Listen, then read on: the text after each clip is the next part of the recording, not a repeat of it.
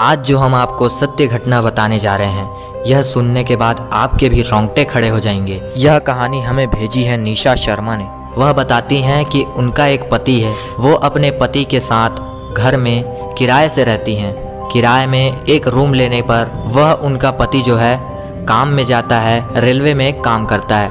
कुछ दिन तक इनका काम अच्छा चलता है और उनकी पत्नी जो है पूजा पाठ में उनका ज़्यादा मन लगा रहता है। साईं बाबा के प्रति वह बहुत श्रद्धा से पूजा पाठ और व्रत करती है।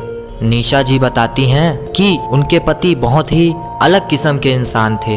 वह हर समय क्रोध अवस्था में रहते थे और हर समय उन्हें ताना मारते थे और कई बार उनके ऊपर हाथ भी उठा देते थे। लेकिन वह यह सब झेलते हुए, यह सब सहकर नज़रअंदाज करती जाती थी। एक दिन बात कुछ इतनी बिगड़ गई कि उनका पति जो है वह उनको कहने लगा कि निकल जाओ इस घर से, अब इस घर में मत आना, इस घर में तुम्हारी कोई ज़रूरत नहीं है। निशा बताती हैं उसके बाद वह घर से बाहर जब निकली तब एक जगह जाकर फूट फूट कर रोने लगी। रोते हुए वह मन ही मन यही सोचने लगी, अब मैं करूं तो करूं क्या, मैं जाऊं तो जाऊं कहां, मेरा तो घर भी मुझसे टूट गया। मैं अपने माता पिता के पास जाऊंगी तो मेरे माता पिता भी क्या सोचेंगे। हम तो अपनी बेटी को पला बढ़ाकर इतना बड़ा कर दिए, काबिल कर दिए, शादी भी कर दिए, अब यह अपना घर नहीं संभाल पा रही है, तो मैं जाऊं तो जाऊं क्या, मैं करूं तो करूं क्या। बस यह सोच सोच कर वह फूट फूट कर रोने लगी। इसके बाद उनको जब कोई रास्ता मार्ग नहीं दिखा तो वह बड़े से पहाड़ के ऊपर चढ़कर बस आत्महत्या करने ही वाली थी। उसी समय साईं बाबा का यह चमत्कार हुआ, जिसे सुनने के बाद भक्तों आप भी कमेंट बॉक्स में ओम साई राम कहने लगेंगे। उसके बाद निशा जी बताती हैं कि पीछे से कोई बाबा उनका हाथ पकड़े और पूछने लगे, बेटी यह क्या कर रही हो, आप आत्महत्या क्यों कर रही हो, ऐसा कौन सा विषम परेशानी आपके पीछे खड़ा हो चुका है कि आप आत्महत्या के पीछे पड़ गई। तब निशा जी बताती हैं कि मेरा पति है, वह मुझसे ठीक से बात नहीं करता, वह दिन भर मुझे ताना मारता है, वह मुझे गाली देता है, वह मुझे मारता है, वह इतना गंदा है कि मैं आपको बता नहीं सकती। मुझे आज मेरे पति ने घर से निकाल दिया है। बाबा मैं करूँ तो करूँ भी क्या, इसके सिवाय मेरे पीछे और कोई रास्ता नहीं बचा। अब मैं सिर्फ आत्महत्या ही दे सकती हूँ, इसके सिवाय मैं कुछ भी नहीं कर सकती।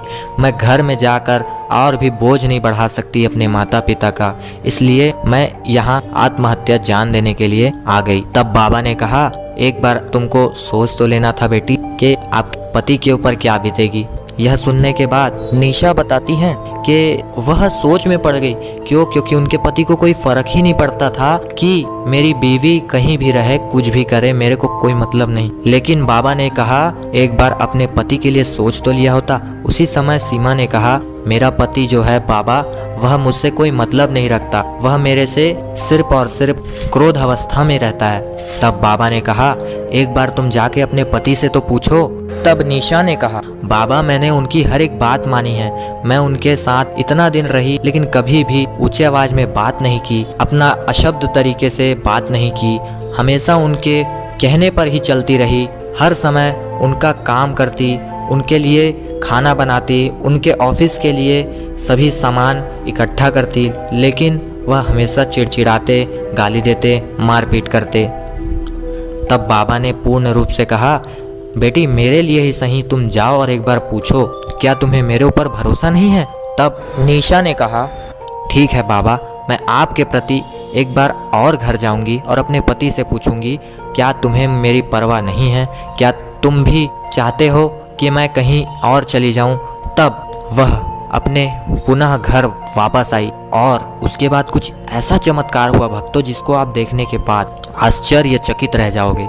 हुआ कुछ ऐसा, जहां निशा ने गेट को नॉक किया, उसका पति दरवाज़ा खोला और फूट फूट कर रोने लगा और बोलने लगा कि मुझसे बहुत बड़ा अपराध हो गया, मुझसे बहुत बड़ी गलती हो गई, मुझे माफ़ कर दो, मुझे क्षमा कर दो, मैं बहुत गंदा इंसान हूँ, मुझे माफ़ी दे दो।